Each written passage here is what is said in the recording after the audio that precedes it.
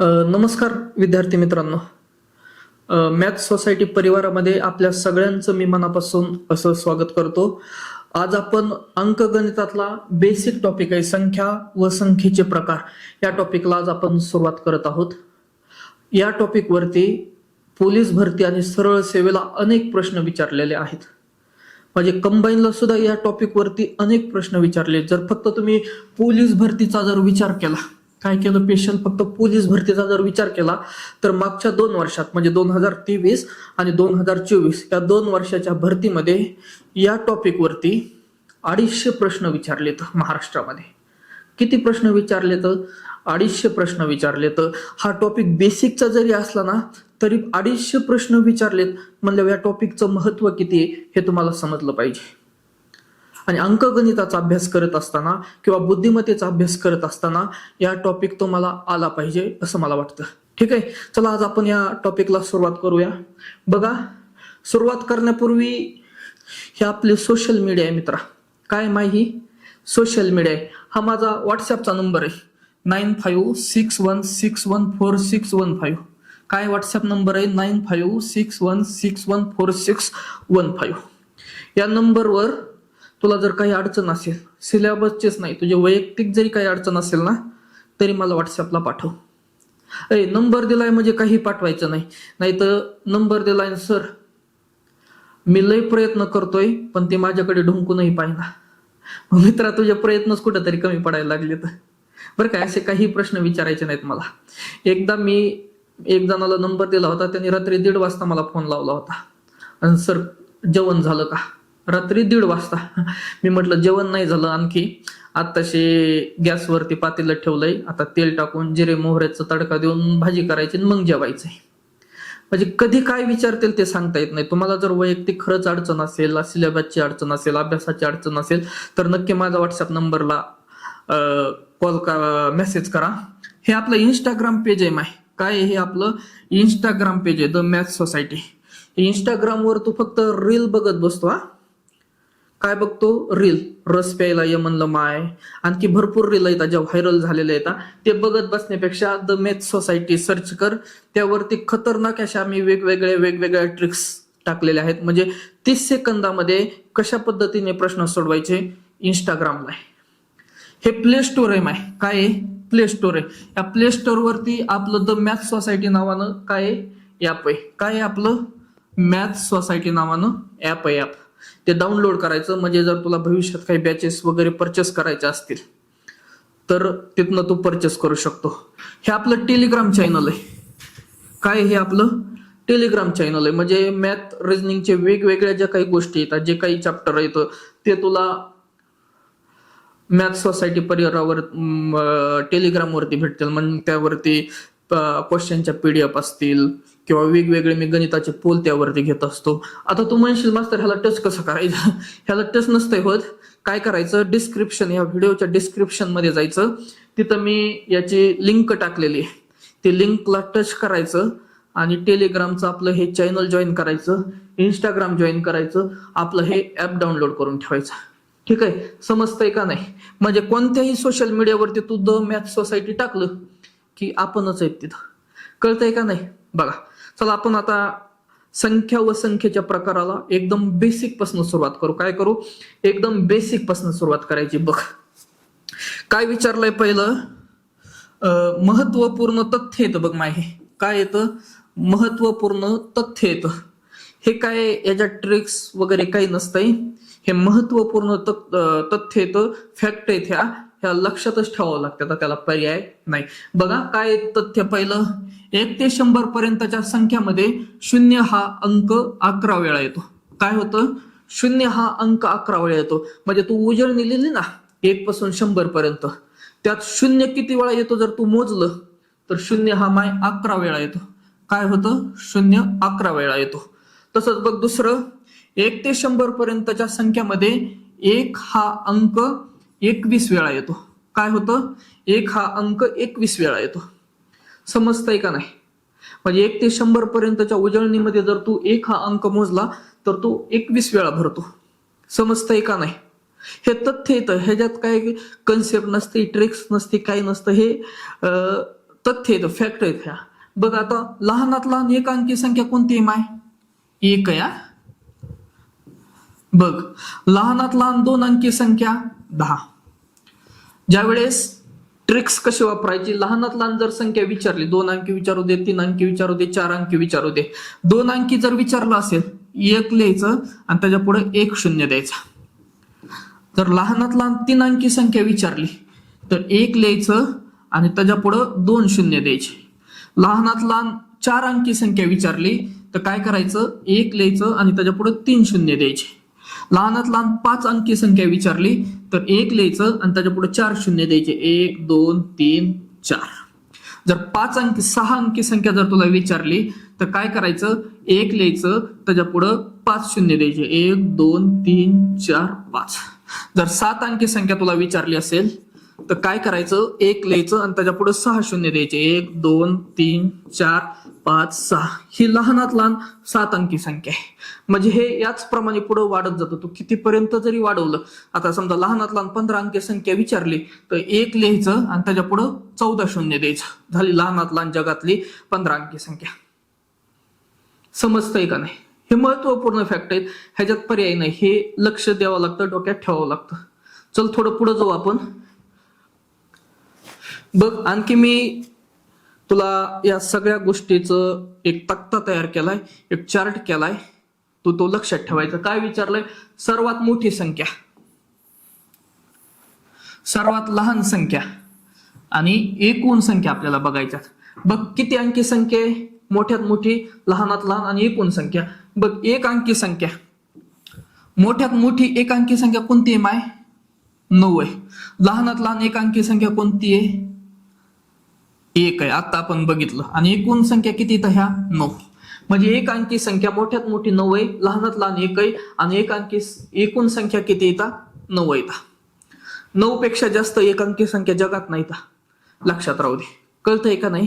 तसंच बघा आता 2 अंकी संख्या आहे, 99 आहे. मोठ्यात मोठी 99 संख्या. या 99 पेक्षा 2 अंकी मोठ्यात मोठी संख्या जगात उपलब्ध नाही. कळतंय का नाही? लहानात लहान कोणती 2 अंकी संख्या? 10 आहे. आणि एकूण ह्या संख्या किती आहेत माय? 90 येतात. हे एकदम ट्रिक्स सोपी बघ. मोठ्यात मोठी काय करायचं, 9 ला पुन्हा 9 वाढवायचं 2 अंकी. 3 अंकीला 3 वेळेस 9 लिहायचं. 4 अंकीला 4 वेळेस 9 लिहायचं. 5 अंकीला 5 वेळेस 9 लिहायचं. 6 अंकीला काय करायचं, 6 वेळेस 9 लिहायचं. 7 अंकीला 7 वेळेस 9 लिहायचं. बघ 1 2 3 4 5 6 7. म्हणजे 7 अंकी संख्या जर तुला मोठ्यात मोठी 7 अंकी संख्या विचारली की 9 हे 7 वेळेस लिहायचे. 1 2 3 4 5 6 आणि 7. कळतंय का नाही? जर तुला मोठ्यात मोठी 9 अंकी संख्या जर विचारली, काय विचारली, 9 अंकी संख्या विचारली तर 9 हा 9 वेळेस लिहायचा. 1 2 3 4 5 6 7 8 9. मोठ्यात मोठी 9 अंकी संख्या आहे. तसंच आहे बघ, लहानात लहान 1 संख्या आहे, 0 0 वाढत जायचं. 2 असलं 1 0. आता तुला पाठीमागं सांगितलेला या स्लाइड मध्ये जसं सांगितलं त्या पद्धतीने. 3 अंकी संख्या जर असेल, 2 अंकी संख्या, तर 3 अंकी संख्या जर असेल लहानात लहान, 1 लिहायचा आणि त्याच्यावर 2 शून्य द्यायचे. संपलं. 3 अंकी ही लहानात लहान संख्या. याच्यापेक्षा लहानात लहान संख्या 3 अंकी संख्या जगात उपलब्ध नाही. कळतंय का नाही? तसंच बघ, 1 लिहायचा 3 शून्य द्यायचे. ही 4 अंकी लहानात लहान संख्या. 1 लिहायचा 4 शून्य द्यायचे. ही कितवी झाली? 5 अंकी. बघ 1 2 3 4 5. 1 ले 5 वेळेस शून्य दे. 6 अंकी झाली. 1 ले 6 वेळेस शून्य दे. 7 अंकी लहानात लहान संख्या झाली. 1 2 3 4 5 6 7. बघ तसंच आहे. एकूण संख्यामध्ये काय करायचं, आपण मोठ्यात मोठीला कसं 9 वर 9 9 9 9 9 9 असं वाढत गेलो, तसं एकूण संख्येमध्ये 0 वाढत जायचा. 2 अंकी संख्या म्हटलं की 9 वर 1 शून्य द्यायचा. 3 अंकी संख्या म्हटलं एकूण संख्या, एकूण 3 अंकी संख्या जर तुला विचारलं तर 9 वर 2 शून्य दे. एकूण 4 अंकी संख्या विचारल्या, एकूण 4 अंकी संख्या किती येतात जर विचारलं तर 9 वर 3 शून्य दे. 1 2 3. एकूण 5 अंकी संख्या किती असं जर विचारलं तर 9 वर 4 शून्य दे. 1 2 3 4. एकूण जर तुला 7 अंकी संख्या विचारलं, एकूण काय विचारलं, 7 अंकी संख्या विचारलं तर 9 वर 6 शून्य दे बघ, 1 2 3 4 5 6. हे फॅक्ट आहे इथं. आणि लक्षात ठेवायची ट्रिक्स आहे, आता जशी सांगितले त्या पद्धतीने लक्षात ठेव. म्हणजे तुला लहानात लहान 4 अंकी संख्या जर विचारली तर 1 वर 3 शून्य द्यायचे. लहानात मोठ्यात मोठी 4 अंकी संख्या जर विचारली तर 4 वेळेस 9 लिहायचं. आणि मोठ्यात मोठी जर तुला 4 अंकी संख्याचे एकूण संख्या किती जर असं विचारलं, 4 अंकी संख्या एकूण किती आहेत जर असं विचारलं तर 9 काढायचं आणि त्यावर 3 शून्य द्यायचं. झाली बघ, 4 अंकी झाली 9000. याच्यापेक्षा मोठी संख्या जगात उपलब्ध नाही. कळतंय का नाही? बघ आता तसंच पुढे जाऊ. आता आपल्याला संख्येचे मूलभूत प्रकार बघायचे. काय करायचंय माय? संख्येचे मूलभूत प्रकार बघायचे. आता किती प्रकार आहेत काय, आता आपण एक एक एक एक टॉपिक नुसार बघू. पहिली संख्या आहे नैसर्गिक संख्या. काय आहे पहिली संख्या? नैसर्गिक. तिलाच नॅचरल नंबर सुद्धा म्हटलं जातं. काय म्हटलं जातं? Natural number. ह्याची व्याख्या काय माहिती का? दैनंदिन व्यवहारात आपण ज्या संख्येचा वापर करतो त्याला नैसर्गिक संख्या म्हणतात. काय म्हणतात? दैनंदिन व्यवहारामध्ये ज्या संख्येचा आपण वापर करतो ना त्याला नैसर्गिक संख्या म्हणतात. त्याची सुरुवात 1 पासून होती आणि अनंतापर्यंत त्या संख्या येतात. काय येतात? 1 पासून सुरुवात होते आणि अनंतापर्यंत संख्या येतात त्याला इन्फिनिटी. म्हणजे मोठ्यात मोठी नैसर्गिक संख्या जर तुला विचारलं तर सांगता येणार नाही. आणि लहानात लहान जर विचारलं तर 1 आहे. 0 यामध्ये नसतो. हा काय महत्वाचं काय आहे? 0 हा नैसर्गिक संख्येमध्ये नसतो. नैसर्गिक संख्येची सुरुवात ही 1 पासून होते आणि अनंतापर्यंत त्या संख्या असतात. बघ वैशिष्ट्य बघ, या संख्या n अक्षरानं दर्शवतात. काय होतं? या संख्या n अक्षरानं दर्शवतात. n जर म्हटलं तर n म्हणजे काय? हा नॅचरल नंबर असतो. नॅचरल नंबर म्हणजे नैसर्गिक संख्या. आता या संख्या मोज संख्या किंवा व्यावहारिक संख्या असंही म्हणतात. आता नैसर्गिक संख्याला मोज संख्या सुद्धा म्हटलं जातं आणि व्यावहारिक संख्या सुद्धा म्हटलं जातं. कळतंय का नाही? म्हणजे नैसर्गिक जी संख्या आहे ना यालाच आपण मोज संख्या म्हणू शकतो. काय म्हणू शकतो? मोज संख्या. किंवा यालाच आपण व्यावहारिक संख्या सुद्धा म्हणू शकतो. व्यावहारिक संख्या. बघ सर्वात लहान नैसर्गिक संख्या कोणती माय? हे बघ 1 येतं. आणि सर्वात मोठी नैसर्गिक संख्या काय? तुला आताच सांगितलं, इन्फिनिटी. ते सांगताच येऊ शकत नाही. काय सांगताच येऊ शकत नाही. तुला जर एखादा म्हटला सांग सर्वात मोठी नैसर्गिक संख्या कोणती, सांगताच येत नाही. इन्फिनिटी. ती अब्ज, कोटी, शंकू, 10 कोटी कशात बी असू शकते. सांगताच येत नाही. ती इन्फिनिटी पर्यंत आहे. कळतंय का नाही? बघ आता तसंच 0 ही मित्रा नैसर्गिक संख्या नाही. बघ मी तुला काय सांगितलं होतं, 0 त्यामध्ये फक्त नाही. नैसर्गिक संख्येमध्ये 0 नसतो. 1 पासून सुरुवात होती आणि ती इन्फिनिटी पर्यंत असते. त्याला नैसर्गिक संख्या म्हणतात. 0 हे नैसर्गिक संख्यात नाही. सर्व नैसर्गिक संख्या ह्या धनात्मक संख्या असतात. म्हणजे काय? नैसर्गिक संख्या ह्या ऋणात्मक नसतात. म्हणजे -5, -12, -13 याला नैसर्गिक संख्या म्हणत नाहीत. फक्त 5, 12, 13 याला आपण नैसर्गिक संख्या म्हणू शकतो. म्हणजे ज्या धनात्मक येतात, म्हणजे ज्या मायनस नाहीत त्याला नैसर्गिक संख्या म्हटलं जातं. पुढे बघ, कोणत्याही नैसर्गिक संख्येची बेरीज व गुणाकार नैसर्गिक संख्याची येते. काय म्हटलं? कोणत्याही नैसर्गिक संख्याची बेरीज आणि गुणाकार ही नैसर्गिक संख्याच येते. बघ आता आपण जर इथं 4 + 4 केलं तर 8 उत्तर येतं. 8 ही मित्र नैसर्गिक संख्याच आहे. तसंच आपण समजा 8 × 5 केलं, 8 पंचे 40. 40 ही सुद्धा नैसर्गिक संख्याच आहे. म्हणजे कोणत्याही नैसर्गिक संख्येची बेरीज आणि गुणाकार हा नैसर्गिक संख्येत येतो. कळतंय का नाही? बघा आता तसंच पुढे चला थोडं दुसरा भाग बघू आपण. दुसरा प्रकार आहे पूर्ण संख्या. संख्याचा हा दुसरा प्रकार आहे. कुठला? पूर्ण संख्यालाच होल नंबर म्हटलं जातं. काय म्हटलं जातं? Whole number. याची व्याख्या काय माहिती का? 0 आणि नैसर्गिक संख्या मिळून तयार झालेला जो समूह असतो त्याला पूर्ण संख्या म्हणतात. काय म्हणतात? पूर्ण संख्या म्हणतात. होल नंबर म्हटलं जातं. म्हणजे आपण नैसर्गिक संख्याची सुरुवात 1 न सुरू केली ती 2, 3, 4, 5 इन्फिनिटी पर्यंत. काय? इन्फिनिटी पर्यंत. ह्याच्यात फक्त जर 0 आपण ऍड केलं तर ह्याला पूर्ण संख्या म्हणतात. इतकं सोपं आहे नैसर्गिक संख्या आणि पूर्ण संख्यामध्ये. काय आहे? 0 1 2 3 4 5 म्हणजे शून्यापासून सुरुवात होते पुढे इन्फिनिटी पर्यंत असते, त्याला पूर्ण संख्या म्हटलं जातं. आणि नैसर्गिक संख्या सुरुवात 1 पासून होते शेवट इन्फिनिटी पर्यंत आहे, आणि पूर्ण संख्याची सुरुवात 0 पासून होते पुढे इन्फिनिटी पर्यंत आहे. बघ, 0 पासून सुरुवात होते इन्फिनिटी पर्यंत. आता ह्या संख्येचं आपल्याला वैशिष्ट्य काय काय ते बघूया. लक्ष दे. बघ, पूर्ण संख्या ह्या डब्ल्यू या अक्षरानं दर्शवतात. काय करतात? पूर्ण या संख्या डब्ल्यू या अक्षरानं दर्शवतात. आणि डब्ल्यू म्हणजेच काय? Whole number. डब्ल्यू म्हणजेच काय? Whole number. तसंच बघा, आता पूर्ण संख्येमध्ये 0 व सर्व धनसंख्येचा समावेश होतो. पूर्ण संख्येमध्ये म्हणजे होल नंबर मध्ये 0 व सर्व धनसंख्या म्हणजे 0 1 1 2 3 4 5 इन्फिनिटी पर्यंत म्हणजे 0 पासून 1 2 3 4 सगळ्या धनात्मक ज्या संख्या आहेत त्याचा समावेश होतो. नाहीतर तू म्हणशील 0 -1 -2 -3 -4 ज्या ऋणात्मक संख्या आहेत ना ह्या सुद्धा पूर्ण वर्ग संख्यामध्ये येत नाहीत.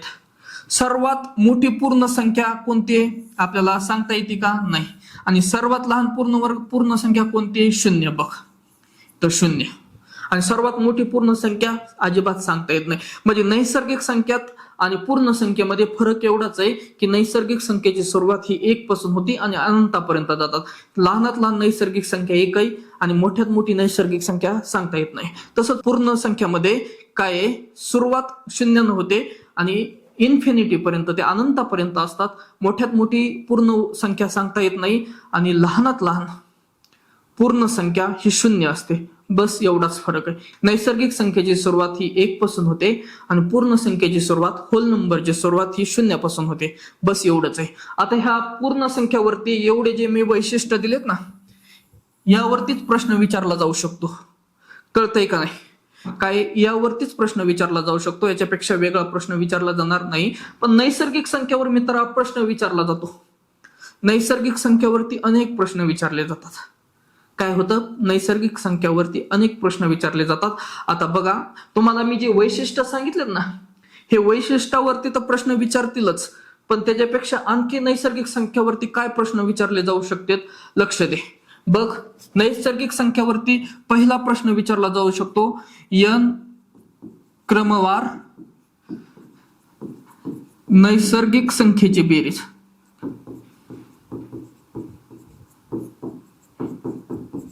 काय विचारलं जाऊ शकतो? n क्रमवार नैसर्गिक संख्येची बेरीज. ह्याच्यासाठी मला एक सूत्र आहे ते पाठ करायचा. काय सूत्र आहे? n पुढच्या कंसात n+1 भागिले 2 हे सूत्र आहे. n क्रमवार नैसर्गिक संख्येची बेरीज जर विचारले तुला तर हे सूत्र पाठ करायचं, n कंसात n+1 भागिले 2. दुसरा प्रश्न याच नैसर्गिक संख्यावरती असा विचारला जाऊ शकतो, n क्रमवार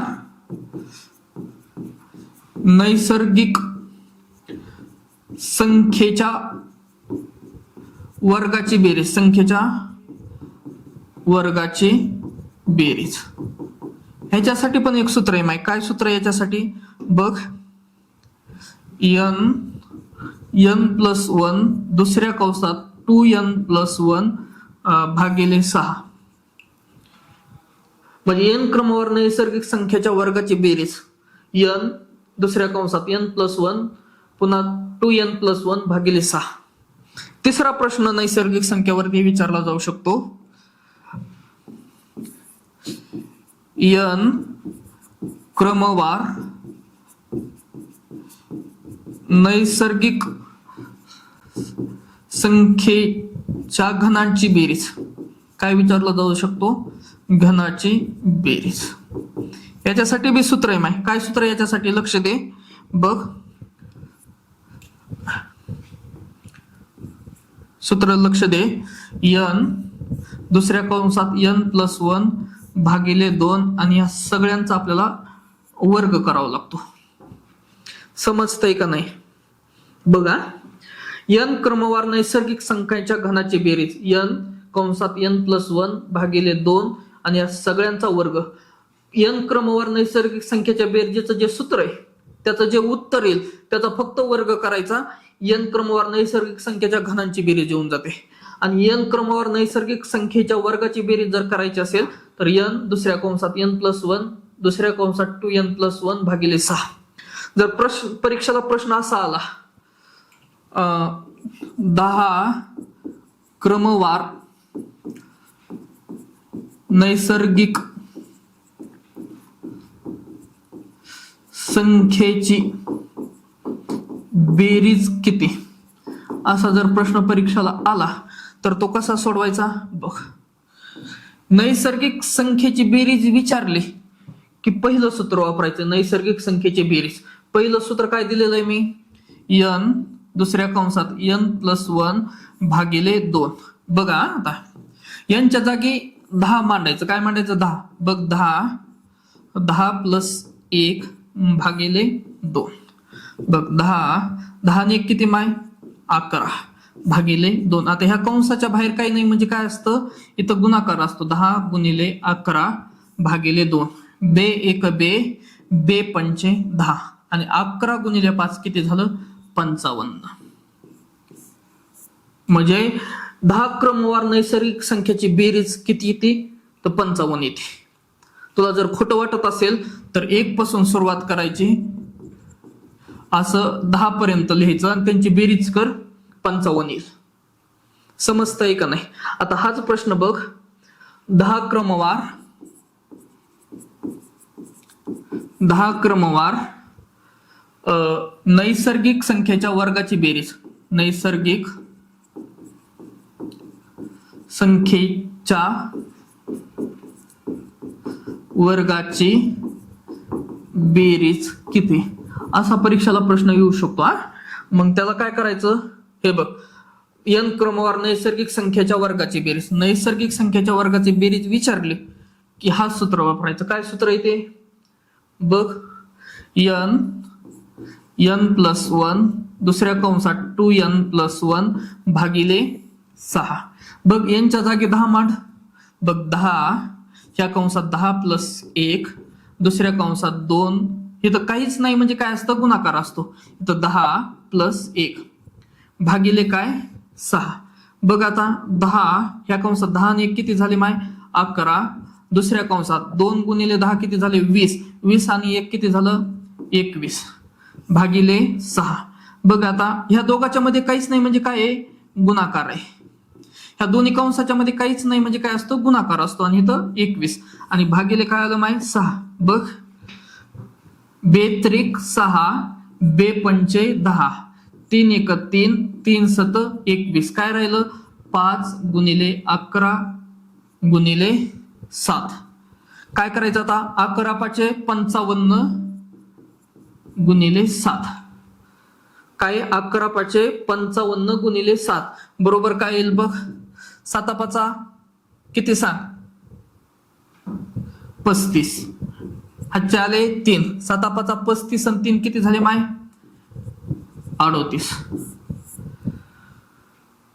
म्हणजे 10 क्रमवार नैसर्गिक संख्येच्या वर्गाची बेरीज जर तुला विचारली तर काय येते ती 385 येते. समजतंय का नाही. हा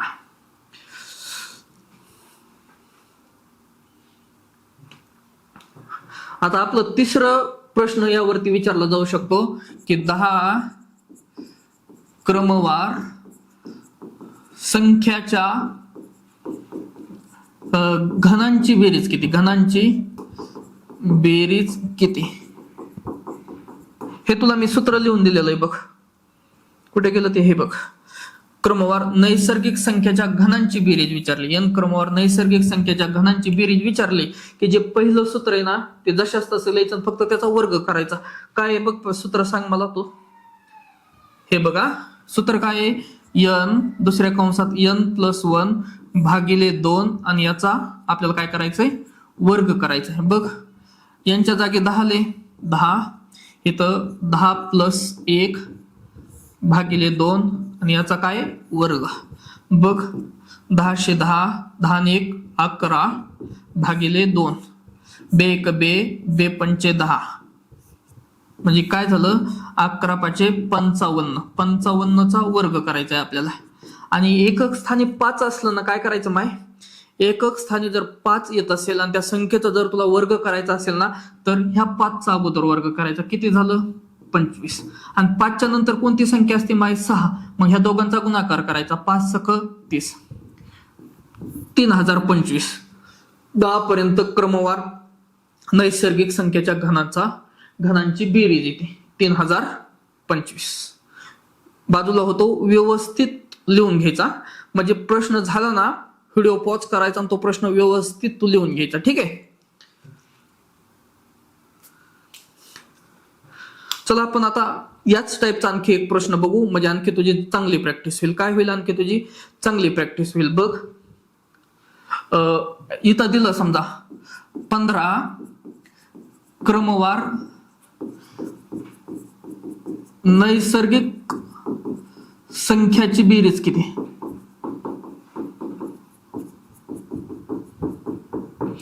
असा प्रश्न आला ना, आता मी सूत्र सांगितलंय, आता मागं वळून बघायचं नाही, मागं पान पलटायचं नाही. तू मला सांग सूत्र काय आहे. क्रमवार नैसर्गिक संख्येची बेरीज विचारली तर सूत्र काय लिहायचं, हे बघ.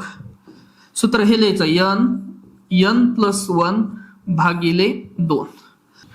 सूत्र लिहिलं ना, तर काय विचारलंय, 15 क्रमवार नैसर्गिक संख्याची बेरीज विचारली. काय विचारली, 15 नैसर्गिक क्रमवार संख्याची बेरीज विचारली. मग यांच्या जागी 15 ठेवायचे. बघ, 15 + 1 भागिले 2. 15 ने किती झाले माय, 16 भागिले 2. म्हणजे 15 गुणिले 16 भागिले 2 येईल. बघ, बे 1 बे, बे 8 16, 15 8 120. म्हणजे 15 क्रमवार नैसर्गिक संख्येची बेरीज जर तुला विचारली तर ती किती येईल माय, 120 येईल. कळतंय का नाही. बघ, आता तसंच याच आपण 15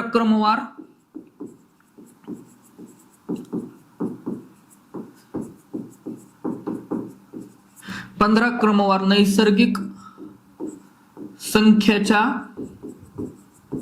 वर्गाची बेरीज बघू. वर्गाची बेरीज किती,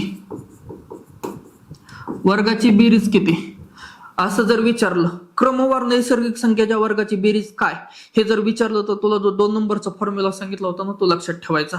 इकडे बघ, इथं काय करायचं, आणखी एक शॉर्ट ट्रिक सांगतो मी तुला. 15 क्रमवार नैसर्गिक संख्या विचारले ना, 15 घ्यायचं, गुणिले करायचं, आणि 15च्या पुढची संख्या घ्यायची 16 भागिले 2. बे 1 बे, बे 8 16, 15 8 120. Short tricks. म्हणजे एवढं करीत बसायचं गरज नाही. कोणतीही संख्या घेऊ दे. हे बघ, 20 घेतली असेल, 20 क्रमवार नैसर्गिक संख्याची बेरीज विचारलं तर 20च्या पुढची संख्या घ्यायची, 21 भागिले 2 करायचं. बे 1 बे, बे 10 20, 10 1 10, हातचा आला 1, 10 2 20 आणि 1 21, 210. संपलं. म्हणजे एवढी टेप करायची गरज नाही. ही शॉर्ट ट्रिक्स आहे. कळतंय का नाही. आता बघ, 15 क्रमवार नैसर्गिक संख्याच्या वर्गाची बेरीज विचारली तर काय करायचं, सूत्र सांगितलं होतं मी तुला. काय सांगितलं होतं, n+1 दुसऱ्या कंसात 2n+1 भागिले 6. यांच्या जागी 15 ठेवू माय, 15. हे बघ, 15 दुसऱ्या कंसात 15 + 1 दुसऱ्या कंसात 2 गुणिले, यांच्या आणि 2च्या मध्ये काही नाही, म्हणजे गुणाकार असतो. 15 + 1 भागिले 6. बघ, हे 15 आणि 1 16, इथं काहीच नाही, म्हणजे काय असतो, गुणाकार असतो. गुणिले 15 2 30, 30 आणि +1 किती झाले, 31 भागिले 6. बघ, बे 3 6, बे 8 16, 3 1 3, 3 5 15. म्हणजे काय होतं, 5 गुणिले 8 गुणिले 31, म्हणजे 85 40 गुणिले 31 करायचं. एवढं जमलं नाही ना, मग काय करायचं, आपलं गरीबाची पद्धत करायची. शाळेत आपण जे शिकलो होतो ना, 40 गुणिले 31. बघ, 1 0 0, 4 1 4 प्लस 3 0 0, 4 3 12. बघ, 0 4 2 1, म्हणजे उत्तर किती येईल आपलं, 1240. किती येईल उत्तर माय, 1240. म्हणजे 15 क्रमवार नैसर्गिक संख्याच्या वर्गाची बेरीज किती विचारलं तर उत्तर येणार 1240. बघ, तसंच आपल्याला प्रश्न आला काय प्रश्न आला? 15 क्रमवार नैसर्गिक संख्याच्या घनाची बेरीज, संख्याच्या घनाची बेरीज किती? आता आपण हे बघ, नैसर्गिक संख्येची बेरीज काढली नाही तर 15 क्रमवार नैसर्गिक संख्येची बेरीज किती आली? 120 आली ना. मग त्याचाच वर्ग जरी आपण केला, 120 चा वर्ग जरी केला तरी उत्तर तेच येतं. शून्याबद्दल शून्य ज्याच्या एकक स्थानी येतं त्या एका शून्याबद्दल 2 शून्य लिहायचे आणि ह्या 12चा वर्ग करायचा 144. झालं उत्तर. पण जर तुम्हाला आपल्या फॉर्म्युल्यामध्ये जर करायचं असेल तर फॉर्म्युला काय सांगितलेला आहे? n कंसामध्ये n+1 भागिले 2 आणि याचा वर्ग, घनांचा वर्ग करायचा असेल तर n किती आहे? 15.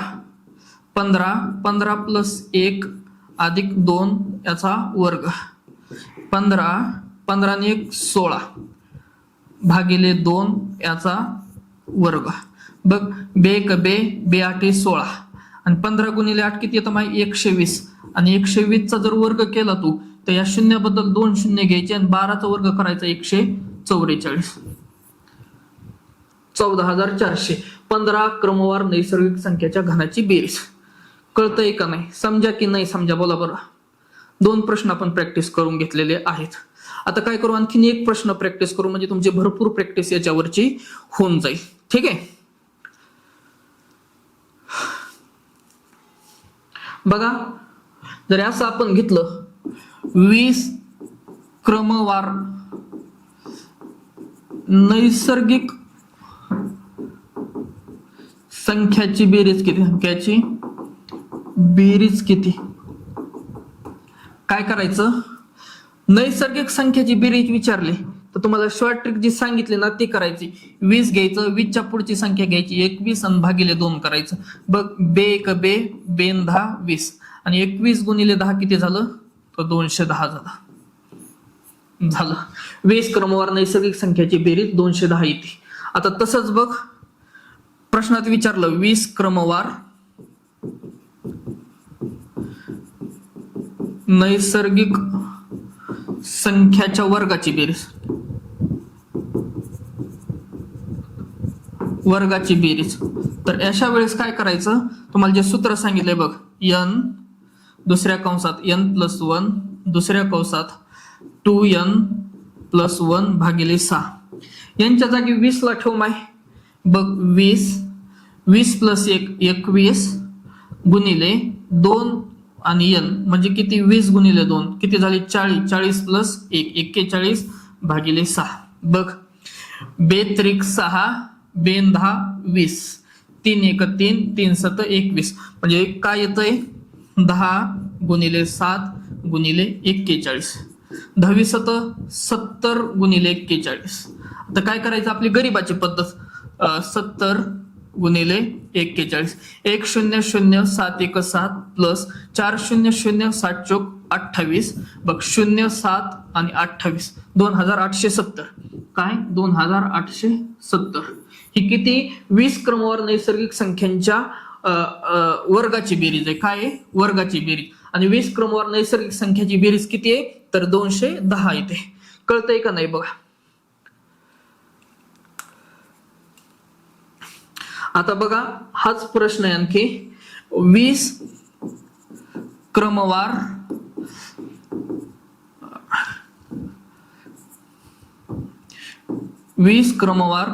नैसर्गिक संख्याच्या घनांची बेरीज किती? घनांची बेरीज किती? असा प्रश्न परीक्षेला आलाय, विचारलेला आहे. मग काय करायचं? हे बघ, मी आता काढलं होतं ना 20 नैसर्गिक संख्याच्या वर्गाची बेरीज किती? 210 आली ना. मग फक्त 210चा वर्ग कर. काय करायचं? ह्या 0 आलाय ना, 0 बद्दल 2 शून्य घ्यायचे आणि 21 चा वर्ग किती झाला? 441. उत्तरच झालं माय. पण तू म्हणला सर हे असलं शॉर्टनी नाही समजलं. ठीक आहे, पारंपरिक सांगतो. बघ, सूत्र काय सांगितलेलं आहे तुला? n कंसामध्ये n+1 भागिले 2 आणि याचा आपल्याला काय करायचा, वर्ग करायचा. n किती आहे, 20. 20 प्लस 1 भागिले 2 आणि याचा वर्ग. बघ 20 गुणिले 21 भागिले 2 आणि याचा काय करायचा आपल्याला, वर्ग करायचा. बे एक बे, बेन 10, 20. 21 गुणिले 10 किती झालं, 210 आणि 210चा वर्ग करायचा. ज्या संख्येच्या एकक स्थानी शून्य असेल आणि त्याचा वर्ग करायचा असेल तर ह्या शून्याबद्दल 2 शून्य लिहायचे आणि 21चा वर्ग करायचा. 21चा वर्ग येतो 441. समजतंय का नाही, समजा की नाही समजा, बोला बरं. ह्या आतापर्यंत आपण क्रमवार शिकलो होता. 20 क्रमवार नैसर्गिक संख्याची बेरीज किती, घनांची बेरीज किती. पण आता जर परीक्षेला मध्येच विचारलं की 17 ते 20 पर्यंत नैसर्गिक संख्याची बेरीज किती, 17 ते 20 पर्यंत विषम संख्याची बेरीज किती, 17 ते 40 पर्यंतच्या समसंख्येची बेरीज किती, 17 ते 40 पर्यंतच्या एकूण नैसर्गिक संख्येची बेरीज किती, हे आता आपण नेक्स्ट लेक्चर मध्ये बघू. काय करू, नेक्स्ट लेक्चर मध्ये बघू. ते शिकण्याआधी आपल्याला एक छोटू मोठं कॉन्सेप्ट शिकावं लागतो अगोदर, तो म्हणजे समसंख्या इव्हन नंबर आणि विषम संख्या ऑड नंबर. ते आपण नेक्स्ट लेक्चर मध्ये बघूया. तोपर्यंत अभ्यास करत राहा. भेटूया नेक्स्ट लेक्चर मध्ये. तोपर्यंत धन्यवाद.